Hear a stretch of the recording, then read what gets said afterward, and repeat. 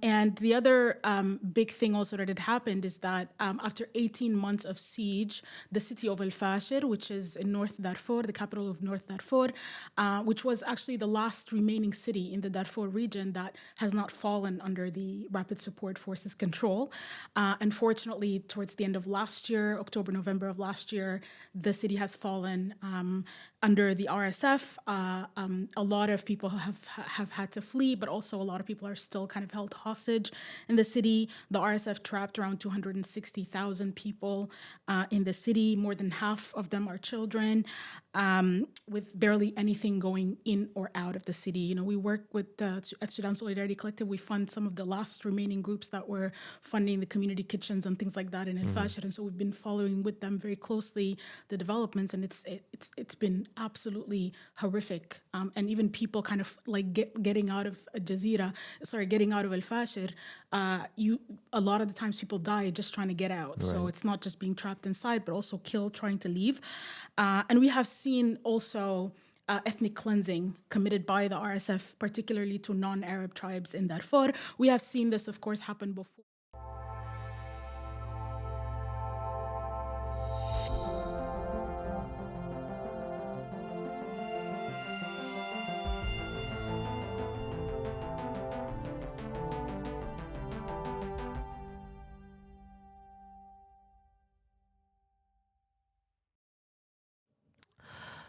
Today's episode is a difficult one. I speak to Duha Elmardi about the developments going on in Sudan, as well as her group's and other groups' efforts to raise awareness and raise funds for it.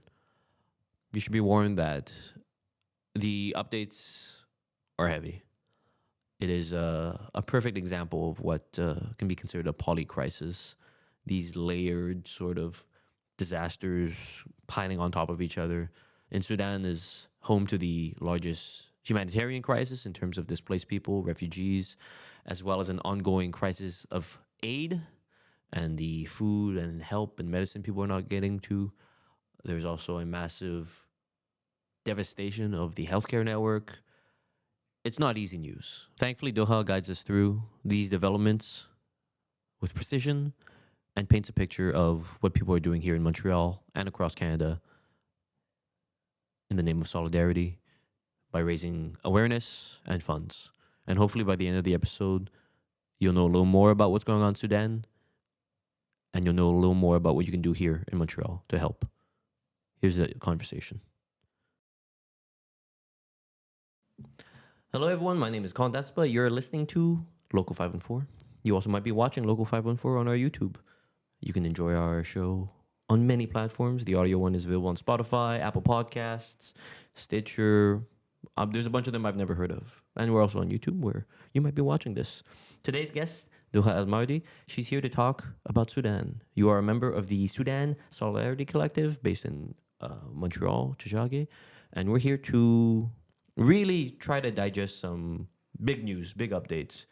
I think some listeners might be familiar with what's happening in Sudan right now, but I think it's safe to say most of the general public isn't. And so we're trying to address that gap of knowledge today, as well as talk about, of course, the different local actions that are going on in Montreal and elsewhere in Canada to see what people are doing to raise awareness, funds, and try to extend a hand as much as we can over to Sudan. Doha, how are you? I'm okay. Thank you so much for having me. Of course, thank you so much for your time and willingness to come on the episode again. We had Doha on in the past to kind of give us a little brief rundown on it. I say brief, but it was like a solid kind of like a discussion where I learned a lot about it. So I invite you today because it's been 3 years now that this anti-revolutionary war, as you called it in the past, has been going on. I think in broad strokes, you know, what are the updates? What has been going on? Yeah, so as you said, this April 15th marked the completion of 3 years since this war had started. So we are now entering the 4th year of this war. And unfortunately, there is a lot of updates that have happened since the beginning of this war. But I'll try to kind of focus on, you know, some aspects that may be helpful for the conversation, but also for understanding what local actions we take here in Montreal and in Canada. But unfortunately, the fighting still continues since it had started in April 15th. It maybe looks a little bit differently in terms of the weaponry or in terms of also the geographical locations of where it's happening, but it is still ongoing. The military, the Sudan Armed Forces.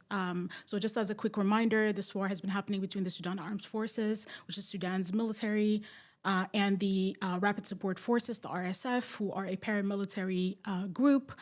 And, we talked in the past year in the show about the revolution, so I won't go into that, but I think it's important for people to go back to the revolution to understand where we're at today and why we're here today. We'll have a link of that in the description. Absolutely, yeah. So since, as of right now, the Sudan Armed Forces has regained Khartoum, the capital city, back, and as well as Jazeera State, which is also a state in central Sudan. It's the agricultural heartland of Sudan, and it's where the RSF had sort of taken over and committed a lot of massacres, burning down villages and similar atrocities that they do. And the other big thing also that had happened is that after 18 months of siege, the city of Al-Fashir, which is in North Darfur, the capital of North Darfur, which was actually the last remaining city in the Darfur region that has not fallen under the Rapid Support Forces control. Unfortunately, towards the end of last year, October, November of last year, the city has fallen under the RSF. A lot of people have had to flee, but also a lot of people are still kind of held hostage in the city. The RSF trapped around 260,000 people in the city. More than half of them are children, with barely anything going in or out of the city. We work with at Sudan Solidarity Collective. We fund some of the last remaining groups that were funding the community kitchens and things like that in Al-Fashir, and so we've been following with them very closely the developments, and it's been absolutely horrific. And even people kind of like getting out of getting out of Al-Fashir, a lot of the times people die just trying to get out. Right. So it's not just being trapped inside, but also killed trying to leave.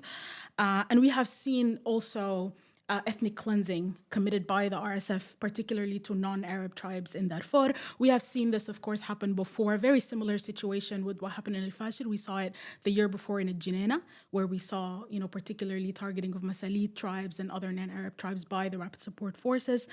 Now, when it comes to statistics and things like that, it's unfortunately really, really difficult to actually get a sort of accurate statistics on anything. The first year of the war, the numbers that came out from the UN and other sources around the deaths were just around 150,000, but that was the first year of the war. At this point, it's really unclear. There aren't any sort of accurate data. It's also really hard to track because it is happening on a mass scale across the country, so it's hard to be able to get a picture. Just in the past couple of weeks, the United Nations said that the Rapid Support Forces killed over 6,000 people in Al-Fashir in 3 days.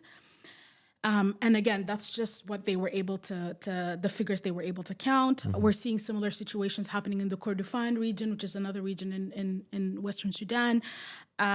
The development that we've seen in terms of weaponry is the increase of drone strikes. Drone strikes have become sort of a feature of this war, and both the Rapid Support Forces as well as the Sudan Armed Forces are both using drones. These drones, unfortunately, mostly kill civilians and have already killed hundreds of people.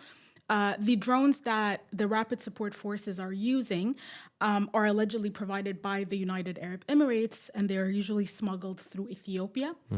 And Ethiopia also, recently there was documentation that came out on a secret training camp in Ethiopia that is for training of RSF fighters, and it's financed also by the United Arab Emirates.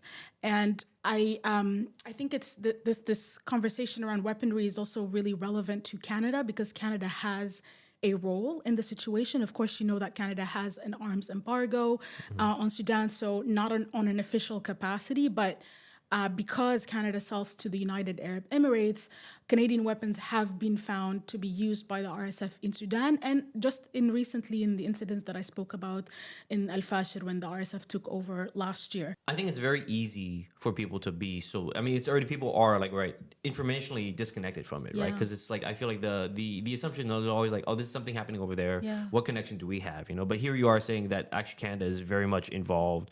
Our arms are going through like different means and then ending up in this kind of war zone. Which is exactly what's happening in Palestine as well, right? It goes. People say, oh, Canada isn't sending it over, but then all these weapons or different armaments or tools of war are going through the U.S. and then to a hot zone of conflict. So it's kind of really concerning, I guess, to hear this. Yeah, absolutely. And I think I really encourage listeners to read the CBC article that came out last year about the Canadian weapons, as well as The Breach. Actually, there's a really good article in The Breach by my comrade, Dr. Nisreen Al-Amin from Sudan Solidarity Collective, as well as Robin Maynard and Ustaz Ismail Adam. I think it's a really good article that not only touches on Canada's role when it comes to weaponry, but also mining and there have been Canadian mining companies that have been operating in Sudan since the previous regime and have also had a role to play in terms of like the empowerment of the previous regime and things like that. And so these are connections that I think people often, as you said, when people think about Sudan, they think it's so remotely, not associated to their day-to-day lives. But in fact, a lot of decisions that are made here in this country end up impacting millions of people. It's sort of why we have you on, right? Because I feel like people, there's that article in The Atlantic, right? That was titled the war in Sudan, a pointless war, or like a war for no reason, which is like I think it's such an I don't know, like an Orientalist, or there's so much distance, right? That this person is writing from, that they go there and title it in such a I would say inflammatory way, right? Yeah, no, that particular article honestly riled me so much, in terms of, as you said, the colonial language and really the lack of understanding. There's actually I think a whole issue that came out of the Continental as a response to that article, and I believe it's called The War About Everything. Right. I really recommend people to read that because it's really kind of like challenging that Atlantic article. I want to also give a little bit of humanitarian sort of updates. As you know, Sudan has been one of the worst humanitarian crises in the world because of this war. Food security remains to be a very, very challenging issue. More than 61% of Sudanese population faces acute food insecurity. Integrated food security phase 5, which is the classification of famine by the IPC, has been already declared since 2024, and it's in more than 20 areas of Sudan are sort of stage 5, which is really heartbreaking. But also, when we think about Sudan being this country that's very, very wealthy when it comes to resources, Sudan is the #1 producer in the world for gum arabic, around 70 to 80% of gum arabic in the entire world, which is used in makeup and soda drinks and all kinds of things. That usually comes from Sudan. Sudan is the 3rd producer of gold in Africa, the 12th producer of gold in the world, most of which, of course, is smuggled to the United Arab Emirates. Right, which is, I guess, the material reason why they're invested in keeping it so unstable. Absolutely, and while humanitarian aid has been struggling to go in, there's been a lot of blockage that's happening both from the military and from the RSF when it comes to aid coming into the country. At the same time, the gold industry is booming. Right. There's no issues when it comes to supply chain. There's no issues when it comes to movement. It's flowing. It's going okay. That is always protected. So I think it's also important to think about the political economy, right? That sustains this war. And again, like Sudanese people in Sudan, in the diaspora, continue to be bearing the brunt of this war, right? When it comes to like, obviously we have lost so many people in our community. We have lost so many young people in the diaspora as well. People just dying from grief, from, really being heartbroken. People suddenly getting diseases that kill them very quickly. Elders, a lot of elders just kind of dying really from depression and being completely uprooted and being displaced. And I want to also talk about displacement because it's also a big feature. Sudan is the largest displacement crisis in the entire world. Sudanese refugees, so people who flee the country, There's, of course, internally displaced people, right? There's a lot of people who are displaced in different parts of Sudan, and they face immense challenges within the country. And then you have Sudanese refugees, people who have fled to Egypt, people who have fled to Uganda, nearby countries. All of them continue to face a lot of issues. There's around 14 million people that have been displaced from this war. A little more than 9 million people are internally displaced, and then the rest flee, as I said, to nearby countries. Those massive numbers there. Absolutely. And then people who are fleeing are facing incredible challenges. And we know, of course, unfortunately, right now globally, there is, especially in the West, there's a lot of challenges that migrants and refugees are facing right now when it comes to government policies, of things like Bill C-12 and all these bills that are coming out, but also general discourse too that we're seeing in Europe and here as well that is becoming more and more sort of anti-migrant. And so these are also impacting people who are fleeing war and just trying to be at a place where they're not killed or not immediately dying that way. When we think about Sudanese people in Egypt, for example, a lot of Sudanese people fled to Egypt. It's right next to Sudan.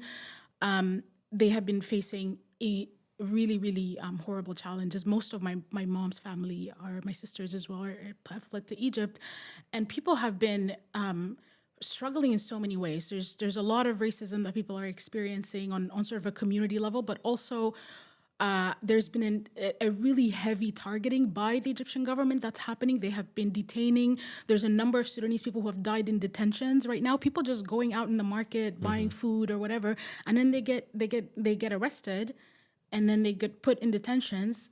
And it doesn't even matter what your status is. You could have a valid visa and everything. It still will be the case. And so there's been a few documented cases already of people dying inside those detentions, young people, older people dying. And so we're seeing that. We're also seeing Sudanese refugees who are crossing the Mediterranean. Of course, if they make it alive out of that and go through Europe, we are seeing a lot of them are being detained, particularly in Greece, and some of them are facing charges of smuggling and charges of human trafficking. Some of them are more than 10 years of being in jail. And so these are all there's just so many different struggles that refugees are facing. And then you have Sudanese refugees here in Canada, right, where all their paperworks are stalling. I'll talk a little bit more particularly about the immigration struggles that we're facing in a bit, but that's also a reality for the diaspora here as well. Despite fleeing this kind of zonal conflict, it's not like you find a peace necessarily as soon as you flee Sudan, right? It's like the persecution continues, just in different forms. Absolutely, and in different countries, right? And those of us, again, who are in Canada, we are left in limbo with the IRCC, who has made promises that they are yet to keep to our communities, and I'll talk about that in a bit. And I just also want to talk a little bit about education. I won't speak too much about it, but there's over 19 million children who have been out of school since this war started. Of course, in a lot of areas in Sudan, it is still not possible for people to go to school. But in areas like Khartoum, for example, my parents are school teachers, and my mom is a school teacher. My dad is a university teacher in Sudan, and they're both kind of like they've resumed and they're working. But even in those conditions, even in a place that's considered relatively safe, and when I say safe, it's really just that the intense fighting that was happening is no longer happening in that way in Khartoum. But there's no infrastructure, everything has been destroyed. So and it's now really upon the people to kind of rebuild by themselves with no support. But again, most of other kids in the countries are still not able to actually go back to education, and this is something that we will live with the consequences of this huge gap in education for generations to come, really. And we've already before the war we already struggled in this, and now it's really I don't know how we will be able to make up for this huge gap in education. In terms of healthcare, the situation continues to be the same. There's only about 20 to 30% of healthcare facilities in Sudan that are functional. Most of them have been destroyed. I heard about through was it Adam Tooze's podcast Ones and Twos. He did an episode about Sudan, and they kind of highlight like the healthcare infrastructure in Sudan was sort of like a beacon in Eastern Africa, right? It was like a lot of people get educated there, and since the war has been going on, I hear there's just the capacity for the healthcare to be like I don't know to operate has been drastically reduced. Oh, absolutely. And healthcare professionals also are targeted. They're very targeted.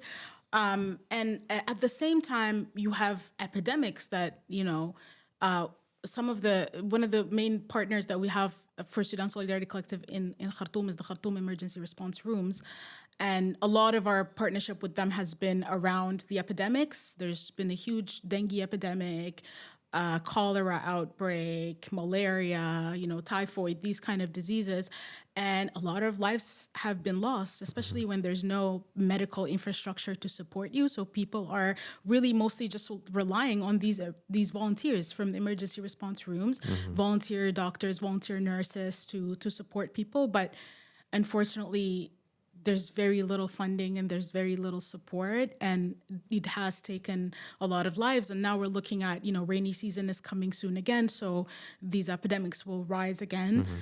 The other thing that I also want to talk about is, and really I'm trying my best to just give, brief updates, but there's so much. It's hard to keep these there's brief, I so understand. much that's happening. It's really, I'm just touching the surface level. I mean, 3 years of just pure devastation is, it's hard to sum it into a 30-minute episode. Yeah. So I think it should be evident to everyone that, there's so much that we're not scratching, there's so much that we can't speak to. Absolutely. And everything I talked about today is really, we could do a whole episode on its Each own, individual right? thing, of course. So I want to also just briefly talk about issues when it comes to women's rights and gender-based violence. Has been a huge issue in this war as well, of attacks on women's bodies, of sexual assaults and sexual violence being used really as a tool of war. The Rapid Support Forces, everywhere that they have entered, they have done immense sexual violence on women. And there's a lot of documentation that you can look into from groups like Doctors Without Borders and Amnesty International, and Sudanese groups like Slayha, for example, do a lot of work around this. And the final thing that I want to touch on is the attacks that are happening towards journalists and activists and volunteers, some of the people that we work with. There's a lot of these, particularly journalists, get attacked from both sides. The Rapid Support Forces kidnaps journalists. A journalist like Muammar, for example, has been kidnapped for a very long time, but the RSF still kidnapped. Recently, the RSF has arrested 7 women activists, journalists in Darfur. They were doing a workshop on International Women's Day, and they were all kidnapped afterwards and arrested. And they continue to be arrested. This is in Al-Fashir. The Sudanese Armed Forces also, unfortunately, also detains activists in Khartoum.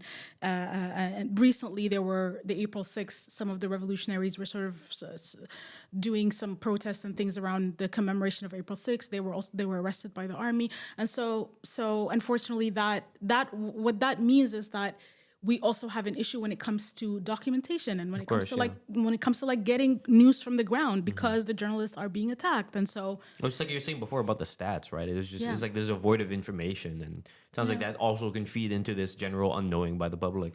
Absolutely. Yeah. So I think I'll leave it at that when it comes to updates, but it's a lot more than that. Just pure devastation, pure kind of just instability, chaos. I mean, I knew when I asked you, for the updates, and when I started reading the notes, I knew this was kind of going to be a heavy episode. But so I think something that's kind of key to us are the ways that people sort of organize in Montreal around issues that we suppose are distant, right? I think in the past we talked about how there's a firm in Montreal, right, that works for the UAE and is heavily involved.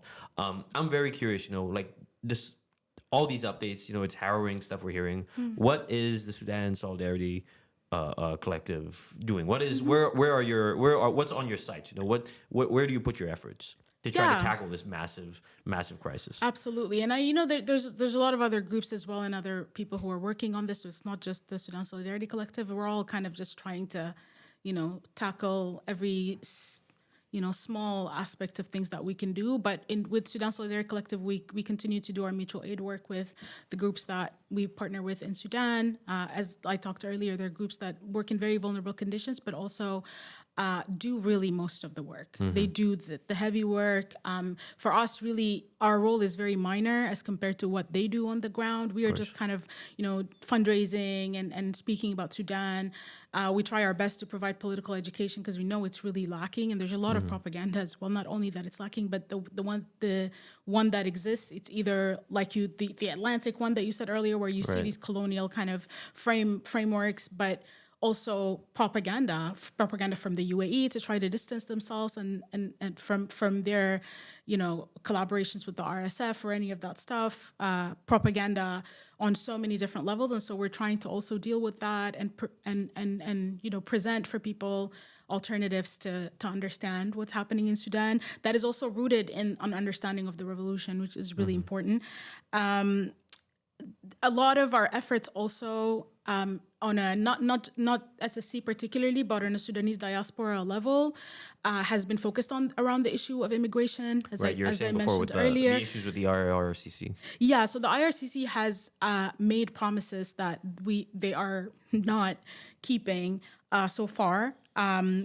As you know, the Canadian government has, as a response to the war and with, sort of pressure from our community, they opened a pathway for family reunification. In total, they opened 4,950 applications, and that's a little over 11,000 people under those applications.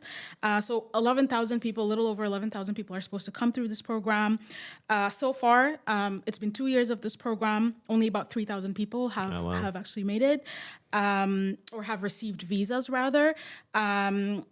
The IRCC claimed that this is an emergency program in response to the war. It is not, from our perspective as people who are a part of this program and people who have our families sort of under this program. It hasn't really been dealt with as an emergency program. I also want to say that, like, our community put in a lot of money in this program. It's not a free program.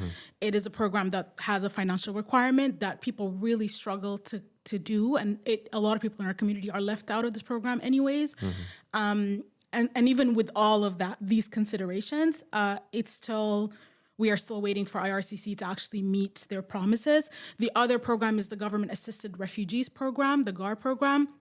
The Canadian government has promised to bring in 4,000 Sudanese refugees under this program by 2026. We know there's very few people. There's still not much progress in that program, as well as Sudanese asylum seekers here in Montreal and in other places. Their papers are still held for years now. There's not much progress. A lot of people are waiting, so they're not even eligible in these family reunification programs to do anything with their families because their cases are pending inside Canada for years. And, so these are also like immense issues that are causing so much stress in our community. The financial burden of this war has already been so much, and it's entirely on us, let alone the emotional burden and the burden of like watching your loved ones killed. There is a few people who are under the family reunification program who have already died. Anchors have died while waiting for their families to come to Canada.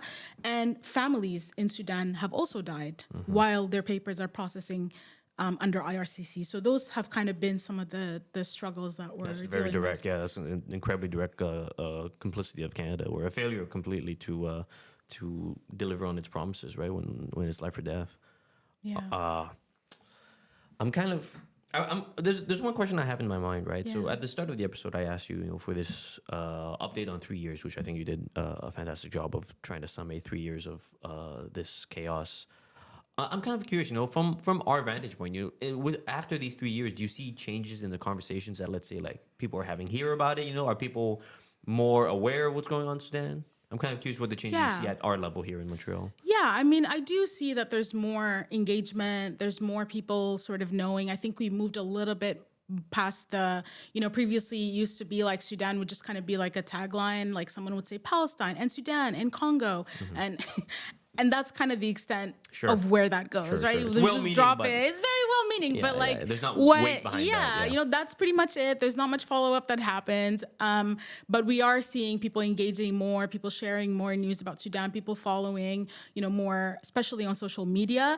We also do a lot of like community events here, and they usually do have a good turnout from the local community, Montreal as well as in Toronto. So super grateful, honestly. Like in SSC, we've been able to raise more than $1 million That's just incredible. from our, we don't have any institutional funding or anything like that, except for Groundswell. We once received a small grant from Groundswell. Shout out to Groundswell. Love the Groundswell Fund. Thank you. And QP, I think, also before, but that's pretty much it. It's really just the people, and it's people throwing fundraisers at universities. It's people doing. We recently were invited to a bake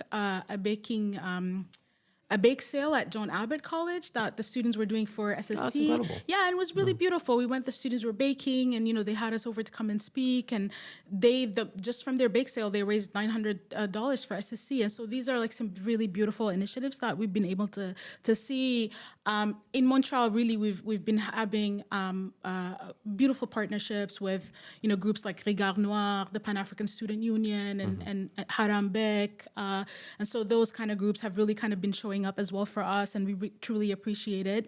And I think it's also really important for that aspect of like having groups that are focused on like Pan-African struggles and Black feminism, and even like the South Asian Diaspora Action Collective, I think SADC. SADC, yeah, SADC. We've been having like a wonderful relationship with them, and it's really important. That aspect too in our work in SSC is really important to make sure that we also understand Sudan in relation to what else is happening in the world, because it's all again very connected, and it's all a part of imperialism globally, right? Sure. It's not a separate situation. And I just want to highlight like a really beautiful example of a sort of collaboration or solidarity that we've seen.